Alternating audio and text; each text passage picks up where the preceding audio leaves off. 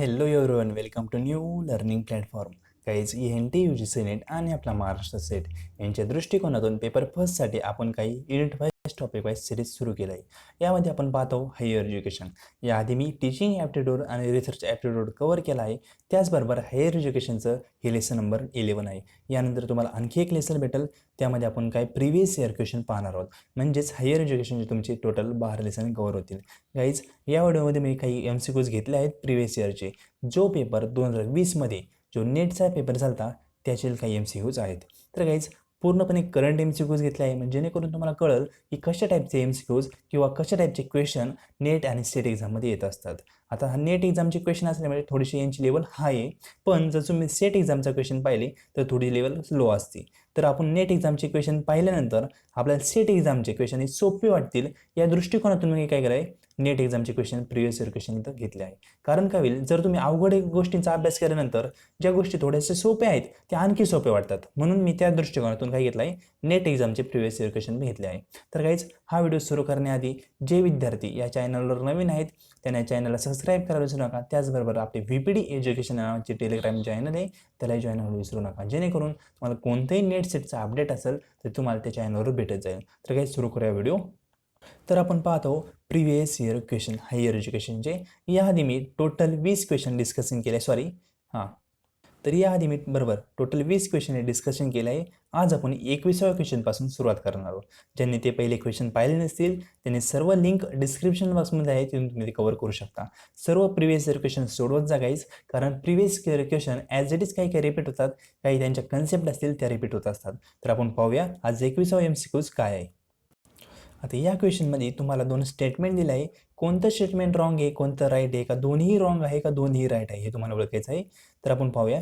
तर first statement काय म्हणतं आहे, a deemed to be university is a non affiliating university. तर हे राईट आहे का? ॲब्सोल्युटली राईट आहे, कारण डीम्ड टू बी युनिव्हर्सिटी कशी असते, नॉन ॲफिलेटिंग युनिव्हर्सिटी असते. आणि नंतर स्टेटमेंट सेकंड काय म्हणते, म्हणजे फर्स्ट आपल्याला राईट हे कळालं, नंतर स्टेटमेंट सेकंड काय म्हणतं आहे, a teacher student ratio in deemed to be university must not be less than, इथं त्याचा हे पहा, must not be less than 1:10. तर असा रेशो आहे तिथं दिला आहे. हे पहा इथं खाली दिलेलं आहे, मस्ट नॉट बी, हे खाली आलं आहे थोडंसं, इथं क्वेश्चन करेक्ट होतं आहे. तर डीम टू बी, हे पहा, a teacher student ratio in deem to be university must not be less than 1:10. तर त्यांचं सेकंड वाक्य काय आहे, तर डीम टू बी जी युनिव्हर्सिटी असते त्यांचा रेशो, टीचर स्टुडंटचा रेशो हा 1 ते 10 याच्या दरम्यान, याच्या आत नसावा. म्हणजे एका टीचरसाठी 10 विद्यार्थी, म्हणजे एक टीचर किती 10 विद्यार्थ्यांना हँडल करणार, किंवा एका टीचरच्या अंडर 10 विद्यार्थी असावं, असा रेशो असावा. कमीत कमी असा रेशो असावा, याच्यापेक्षा काय नसावं, तर यापेक्षा कमी नसावं असेल नाही. हे पहा, must not be less than.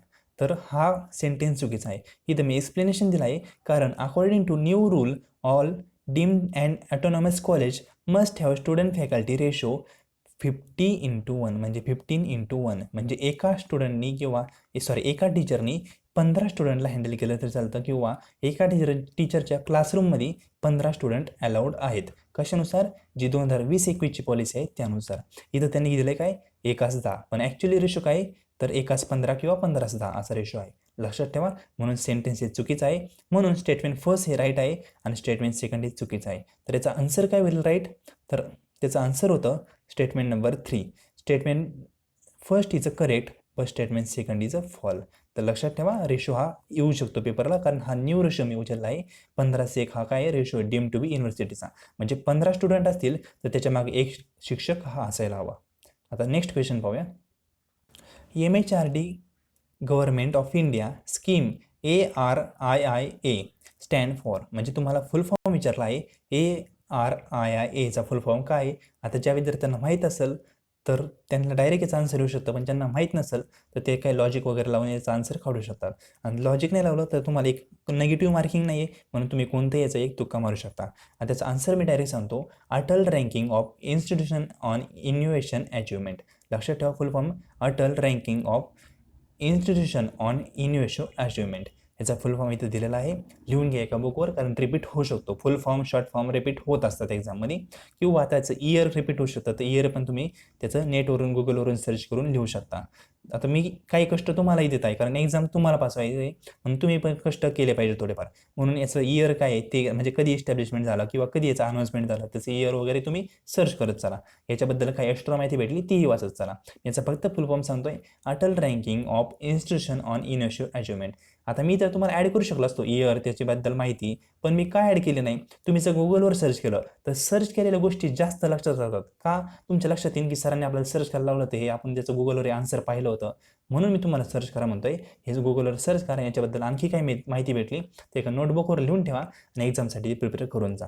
तर म्हणजे 22व्या क्वेश्चनचा answer number first is a right answer.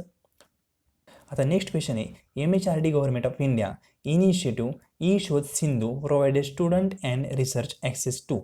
आता याचं यांनी विचारलं की ई शोध सिंधू ही जी वेबसाईट आहे किंवा पोर्टल आहे हे कशासाठी आहे. तर तुम्हाला माहीत असेल ई शोध सिंधूवर काय असतं, ई जर्नल असतात. म्हणजे शोध सिंधू, तर सिंधूवरून लक्षात ठेवायचं. सिंधू हे सिंधूचे एक फॉर एक्झाम्पल एक व्यक्ती असं आपण कन्सिडर करू. म्हणजे एक ट्रिक सांगतो, सिंधू काही एक व्यक्ती आहे आणि या व्यक्तीला ई जर्नल वाचायला खूप आवडतं, असं लक्षात ठेवा. सिंधू काही एक व्यक्ती आहे आणि या व्यक्तीला काय आवडतं, ई जर्नल वाचायला खूप आवडतं, अशानुसार तुम्ही लक्षात ठेवू शकता. म्हणजे सिंधू हा शब्द पाहिला का, ई शोध सिंधू. आता ई शोध हा कॉमन वर्ड आहे, ई शोध बऱ्याच ठिकाणी असतो, पण सिंधू शब्द पाहिला का लगेच तुम्हाला लक्षात आलं पाहिजे सिंधू हा व्यक्ती आहे आणि त्याला खूप जर्नल वाचायला आवडतात, असं ट्रिकनुसार तुम्ही लक्षात ठेवू शकता. तर 23व्या क्वेश्चनचा answer number second is a right answer. E Shodh सिंधूवर काय असतं, ई जर्नल असतात. आता नेक्स्ट क्वेश्चन, या क्वेश्चनचा आन्सर तुम्हाला थोडाही तुमचा अभ्यास नसेल ना तरी तुम्ही याचं देऊ शकता आन्सर. मी तुम्हाला एक ट्रिक सांगितली होती, जेव्हा आपण लेसन पाहत होतो ना तेव्हा याची ट्रिक सांगितली होती की कसं याचा आन्सर ओळखायचं. आता ज्या विद्यार्थ्यांनी लेसन पाहिले असतील त्यांना याचा अभ्यास नसला तरी पण आन्सर येऊ शकतो. आता क्वेश्चन असतो, the open university system need to be introduce in order to expand opportunity of access to higher education, it was emphasise by. म्हणजे ओपन युनिव्हर्सिटी सिस्टीम होती, त्यांनी नीड केली इंट्रोड्यूस करण्याची ऑपॉर्च्युनिटी दिली. तर हे हायर एज्युकेशनमध्ये हे कोणाचं म्हणजे कोणत्या पॉलिसीचं रिकमेंडेशन होतं. तर तुम्हाला माहीत असेल किंवा नसेल, मी पुन्हा एकदा ट्रिक सांगतो. जी आपली पॉलिसी होती 1986ची, ही पॉलिसी खूप मोठी पॉलिसी होती. आत्ता पण त्याचे काही जे घटक आहेत ते 2021च्या पॉलिसीमध्ये पण ते घेत आहेत.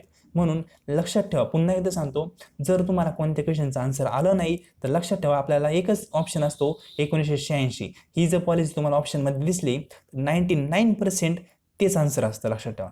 पुन्हा एकदा सांगतो, 4 नंबरचं आन्सर हे राईट आहे. इथं दिलं आहे नॅशनल पॉलिसी ऑन एज्युकेशन 1986. मी सांगितलं होतं याआधी पण, ही पॉलिसी जगातली म्हणजे आपल्या इंडियामध्ये सर्वात मोठी पॉलिसी ती आत्तापर्यंतचं, आणि यामध्ये प्रत्येक गोष्ट काय केली ती डिस्कस केली ती. म्हणजे होतं कोणतं, ओपन युनिव्हर्सिटी या कन्सेप्ट वगैरे सर्व गोष्टी या पॉलिसीमध्ये डिस्कशन केल्या त्या. मी पुन्हा सांगतो, तुम्हाला याचा आन्सर नसेल माहीत आता इथं फॉर एक्झाम्पल दुसरा क्वेश्चन येऊ शकतो, परत या पॉलिसी तुम्हाला दिसतील तर 99% चान्स हीच पॉलिसी आन्सर राईट असतं. 1986 आहे, याच पॉलिसीचं आन्सर राईट असतं, लक्षात ठेवा. कारण ही पॉलिसी खूप मोठी होती, यामध्ये अल्टिमेटली या पॉलिसी पण इन्क्लुडिंग आहेत. ज्या 3 पॉलिसी दिसतात त्यांच्या पण सर्व गोष्टी 1986च्या पॉलिसीमध्ये पण इन्क्लुडिंग आहे, लक्षात ठेवा. क्वेश्चन नंबर 24चं answer number 4 is a right answer. Next question पाहूया. तर which statutory body of university has to power accrued formal approval to programme and course of study. आता कोर्स ऑफ स्टडी किंवा programme हा शब्द तुम्ही पाहिला असेल, म्हणजे यांना म्हणायचं काय, अशी कोणती बॉडी युनिव्हर्सिटीची की ती काय करते, प्रोग्राम किंवा कोर्स जे स्टडीज आहे त्याला अप्रुव्हल देते. आता कोणती तुम्हाला सांगितलं होतं, मी हा क्वेश्चन डिस्कशन केला होता. आपले जे फर्स्ट 10 क्वेश्चन होते ना यामध्ये हा क्वेश्चन डिस्कशन केला होता. पुन्हा इथं सांगतो, अकॅडमिक काउन्सिल. हे अकॅडमिक काउन्सिल काय असतं, तर कोणत्याही युनिव्हर्सिटीमध्ये एखादा कोर्स आणायचा असेल किंवा एखादा प्रोग्राम आणायचा असेल किंवा एखादा कुरिक्युलम आणायचा असेल, 3 शब्द सांगितले मी, काय एखादा प्रोग्राम किंवा एखादा कोर्स किंवा एखादा कुरिक्युलम, या तिन्ही गोष्टी आणायचं असेल तर अकॅडमिक काउन्सिलचं काय करावं लागतं, फॉर्मल अप्रुव्हल घ्यावं लागतं. लक्षात ठेवा, क्वेश्चन इथेच विचारलं आहे की फॉर्मल अप्रुव्हल घ्यावं लागतं युनिव्हर्सिटीमधील एका स्टॅच्युटरी बॉडीचं. ती बॉडी कोणती, तर अकॅडमिक काउन्सिल आहे, त्याचं राईट आन्सर आहे. आणि सिंडिकेट कमिटी म्हणजे काय, तर सिंडिकेटलाच आपण म्हणतो एक्झिक्युटिव्ह काउन्सिल. एक्झिक्युटिव्ह काउन्सिल म्हणजे काय, तर ज्या डे टू डे ॲक्टिव्हिटीमध्ये ज्या पार्टिसिपेशन असतं, म्हणजे डे टू डे ॲक्टिव्हिटी युनिव्हर्सिटीचे कसे चालतात हे कोण ठरवतं, सिंडिकेट कमिटी. यालाच काय म्हणतात, आणखी एक नाव एक्झिक्युटिव्ह काउन्सिल. सिंडिकेट कमिटीलाच म्हणतात एक्झिक्युटिव्ह काउन्सिल, लक्षात ठेवा, कन्फ्युजन होऊन देऊ नका. आणि अकॅडमिक काउन्सिल म्हणजे काय, तर कोणताही कोर्स वगैरे आणायचा असेल युनिव्हर्सिटीमध्ये तर त्यासाठी अकॅडमिक काउन्सिलचं अप्रुव्हल घ्यावं लागतं. म्हणून क्वेश्चन नंबर 25चं answer number 3 is a right answer. आता नेक्स्ट क्वेश्चन आहे 26 नंबरचा. Which of the following modality of higher education in the example of evaluation in the post independence India. आता शब्द कुठून आलाय, सॉरी क्वेश्चन कुठून आलाय, तर पोस्ट इंडिपेंडन्स ऑफ इंडिया. म्हणजे अशी कोणती गोष्ट आहे ती पोस्ट इंडिपेंडन्स ऑफ इंडिया नंतर हायर एज्युकेशनमध्ये तुम्हाला जास्त दिसते किंवा त्याने मॉडिलिटी आली. तर तुम्हाला माहीत असेल जे टीचर एज्युकेशन होतं हे तर जुनं आहे, म्हणजे इंग्रजांच्या काळातही टीचर एज्युकेशन होतं. नंतर टेक्निकल एज्युकेशन हे जुनं आहे. नंतर लीगल एज्युकेशन म्हणजे कायद्याचं एज्युकेशन, याचा काही पार्टच नाही, याचा संबंधच नाही. पण डिस्टन्स एज्युकेशन ही कन्सेप्ट तुम्हाला नवीन दिसते. म्हणजे काय, पोस्ट इंडिपेंडन्स म्हणजे 1947. यानंतर डिस्टन्स एज्युकेशन ही कन्सेप्ट ओपन झाली. म्हणजे काय, डिस्टन्स एज्युकेशनचा अर्थ काय होतो, जे आत्ता तुम्ही शिकताय ते. आत्ता तुम्ही तुमच्या जागेवर आहेत, मी माझ्या जागेवर आहे, मी तुम्हाला ऑनलाईन शिकवतोय, म्हणजे काय, डिस्टन्स एज्युकेशन. तर ऑनलाईन एज्युकेशन पद्धतीला डिस्टन्स एज्युकेशन असंही म्हणलं जातं. तर पोस्ट इंडिपेंडन्स नंतर कशामध्ये जास्त चोरण झाली, तर डिस्टन्स एज्युकेशनमध्ये जास्त वाढ आलता. आणि तेच क्वेश्चनमध्ये विचारलं, which of the following modality of higher education in the example of evaluation of post independence of India. म्हणजे पोस्ट इंडिपेंडन्स इव्हॅल्युएशन, पोस्ट इंडिपेंडन्सचं एक्झाम्पल कोणतं आहे, तर डिस्टन्स एज्युकेशन. माहीत असेल तुम्हाला, नसेल माहीत तर लक्षात ठेवा. आता क्वेश्चन नंबर 27 याचं काही 2 स्टेटमेंट दिलं आहे. कोणतं स्टेटमेंट रॉंग आहे, कोणतं राईट आहे, का दोन्ही रॉंग आहेत, का दोन्ही राईट आहे, तुम्हाला बघायचं आहे. तर स्टेटमेंट फर्स्ट काय म्हणतं आपण ते वाचू. आता स्टेटमेंट बेस क्वेश्चनला तुम्हाला काय करायचं असतं, स्टेटमेंट फर्स्ट वाचायचं, ते रॉंग आहे का राईट हे पहिलं ठरवायचं. आता पहिलं स्टेटमेंट काय म्हणतं, the vice chancellor of university is an executive head who is vested within the administrative as well as academic responsibility. आता स्टेटमेंट फर्स्ट काय म्हणतंय, तर राईट आहे. तर व्हाईस चान्सलर असतो तो काय करतो, ॲडमिनिस्ट्रेशन त्याचबरोबर अकॅडमिक रिस्पॉन्सिबिलिटी दोघांसाठी काय असतो, तो वेस्टेड असतो. नंतर सेकंड स्टेटमेंट काय म्हणतंय, for a charisma for a charismatic leadership attribute. आता ही एक थिअरी आहे बरं का. चॅरेमॅस्टिक म्हणजे आपण म्हणतो की सोल लीडरमध्ये काय असतात, सोल ॲट्रिब्यूट असतात, म्हणजे जन्मताच ॲट्रिब्यूट असतात, असं ही थिअरी म्हणते. आता ही कॉमर्समध्ये पण जास्त डेव्हलप आहे, म्हणजे कॉमर्सची साईट आहे आपली, त्यामध्ये ही थिअरीचा पूर्णपणे एक चॅप्टर आहे, तिथं त्या विद्यार्थ्यांना चांगल्या प्रकारे येऊ शकते. तरी मी सांगणार आहे की या थिअरीमध्ये काय, charismatic leadership theory attribute in vice chancellor both transactional as well as transformational leadership competencies are needed. आता हे पहिलं चॅरिस्टिक लिडरशिप म्हणजे काय, तर आपण म्हणतो की एखादा पॉलिटिकल माणूस आहे, फॉर एक्झाम्पल एखादा पॉलिटिक्समधला माणूस आहे, तर त्याचा मुलगाही काय होतो, नेताच होतो असं आपण म्हणतो. म्हणजे काय, तो जन्मताच काय एक लीडर म्हणून पैदा झालेला आहे असं आपण म्हणतो. तर ही त्या थिअरीचा अर्थ होतो की जन्मताच लीडरमध्ये काय असतात, क्वालिटी असतात, अशी थिअरी म्हणते. जुन्या पद्धतीची थिअरी एवढी काय व्हॅलिड नाही आहे, तसं काही नसतं. एखादा गरीबातला मुलगा असेल तोही लीडर होऊ शकतो, अशी थिअरी म्हणते. असं त्याचं त्या काळचं मिनिंग होतं, ते असं आहे. पण आणखी एक 2 कन्सेप्ट येतं की ट्रान्झॅक्शनल आणि ट्रान्सफॉर्मेशनल लिडरशिप. म्हणजे काय, तर ट्रान्झॅक्शनलचा अर्थ सांगतो. ट्रान्झॅक्शनल लीडर असा असतो जो दुसऱ्यांना लिडरशिपमध्ये काय करत नाही, येऊनच देत नाही. म्हणजे फॉर एक्झाम्पल हा लीडर आहे, हे त्याच्या अंडर 1 2 3 हे असे माणसं आहेत. फॉर एक्झाम्पल त्याच्या लीडरच्या अंडर हे वर्कर आहेत किंवा कर्मचारी. हा लीडर काय करतो, फक्त स्वतः डेव्हलप होतो, यांना त्याच्यामध्ये येऊन देत नाही. म्हणजे स्वतः यांना लीडर बनवण्याचा प्रयत्न करत नाही, या व्यक्तींना बाकीच्यांना लीडर बनवण्याचा प्रयत्न करीत नाही. म्हणजे ते कोणतं, ट्रान्झॅक्शनल.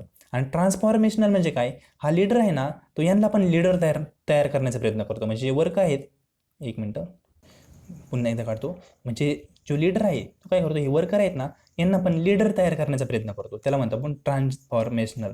ट्रान्सफॉर करायचं त्यांना, वर्करला लीडर करण्याचा प्रयत्न करायचा, त्यांना सर्व ॲट्रिब्यूट शिकवायचे. आणि ट्रान्झॅक्शनल म्हणजे काय, हे ट्रान्झॅक्शनल इथं पहा. म्हणजे काय, तर लीडरच राहतो, हे वर्करला कधीच लीडर होऊन देत नाही. म्हणजे ट्रान्झॅक्शनल. आणि ट्रान्सफॉर्मेशनल तर जे वर्कर आहेत त्यांना पण लीडर करण्याचा प्रयत्न करतो. कन्सेप्ट समजली असेल.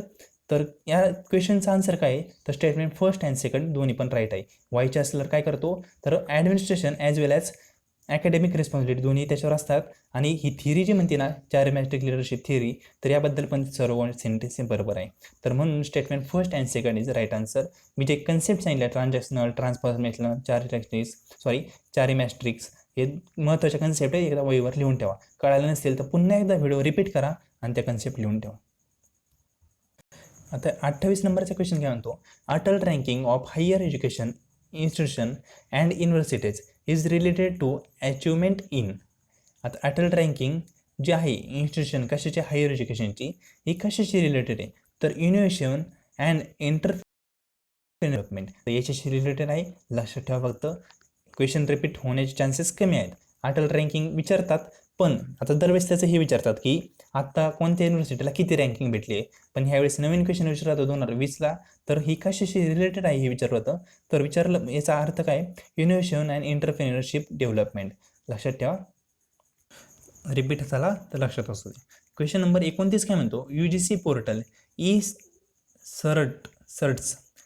Shirts stand for. आता ई तर आपल्याला माहिती ईचं काय असतं, तर ईला आपल्याला गृहीत नाही धरायचं, आपल्याला फक्त याचा फुल फॉर्म करायचा आहे. सर्ट्स त्याचा फुल फॉर्म काय आहे डायरेक्ट मी सांगतो, scholarship fellowship award registration tracking system. Full form काय, scholarship fellowship award registration tracking system. म्हणजे 29चं answer number 4 is the right answer. Previous year question आहेत, जे आन्सर कीमध्ये आन्सर होते तेच मी डिस्कस केलं आहे, वेगळे काही म्हणजे चेंजेस काय केलेलं नाही, पूर्ण आन्सर कीनुसारच मी क्वेश्चन सोडत आहे. लास्टचा क्वेश्चन काय, de novo institution character wise, म्हणजे डी नो याचं वैशिष्ट्य काय. डायरेक्टली आन्सर सांगतो, teaching and research in unique and emerging area of knowledge. म्हणजे युनिक आणि इमर्जिंग, आता नोवरून तुम्हाला कळायला सांग, इमर्जिंग एरिया म्हणजे नवीन एरिया आहे, त्याच्यावर काय करायचं, फोकस करायचं, टीचिंग करायचं, आणि युनिक एरिया काय करायचे, शोधायचे. तर डी नो याचा अर्थ होतो. आता नोवरून तुम्हाला बेसिक लेवल्स कळायला असतं याचा आन्सर. इथं इमर्जिंग एरिया सांगितलं, इमर्जिंग एरिया म्हणजेच आपण काय म्हणतो, नवीन एरिया जो डेव्हलप होणार आहे त्याच्यावर काय करायचं, फोकस करायचं. म्हणून 30चा answer number 2 is the right answer. आता हा क्वेश्चन तुम्हाला अभ्यासाची गरज नव्हती बरं का, डी नो याच्याबद्दल अभ्यास नसला तरी जमला असतं, तुम्ही बारकाईने वाचला तर. इथं पहिला क्वेश्चन ऑप्शन काय होतं, ICT इनेबल पेडागॉजी, याचा काही संबंधच नाही. नंतर तिसरं ऑप्शन काय होतं, focus and teaching research on फॉरेनचा काय संबंध येतं, अजिबात नाही. फॉरेन लँग्वेज वगैरे तसं काही नाही. स्टेट ऑफ आर्ट इन्फ्रास्ट्रक्चर याचा पण काही संबंध नाही. इथं लगेच दिसतंय इमर्जिंग एरिया म्हणजे काय, म्हणजे नवीन एरिया. तर याचा answer 2 is right answer question number 30चं. हा व्हिडिओ कसा वाटला नक्की कमेंट करा आणि आपल्या मित्रांशी शेअर करा, जेणेकरून त्यांना या व्हिडिओचा ॲडव्हान्टेज घेता येईल. व्हिडिओ पाहिल्याबद्दल थँक्यू.